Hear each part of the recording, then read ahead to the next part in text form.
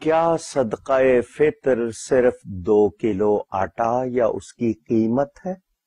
مجھے سوچنا ہے مجھ پر میرے رب تعالی کی کتنی نعمت ہے، مجھے کتنی عمدہ غذائیں کھانے کو ملتی ہیں، کتنے اچھے برتنوں میں کھاتا ہوں، کتنی عمدہ ڈشیں کھاتا ہوں، تو میں اس رب کا شکر ادا کرتے ہوئے اسی فراخ دلی سے، کشادہ دلی سے صدقہ فطر بھی زیادہ عطا کروں۔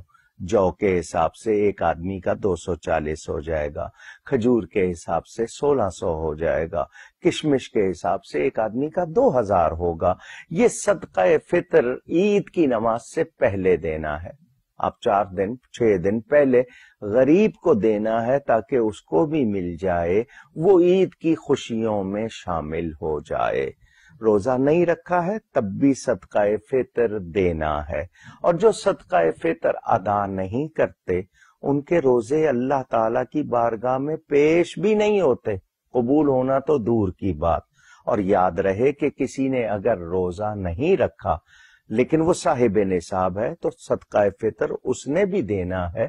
یہ مال پر نہیں ہے، افراد پر ہے، چھوٹے سے بچے کی طرف سے بھی دینا ہے، اور جتنا رب نے دیا ہے اسی خوش دلی سے رب کی بارگاہ میں دینا ہے۔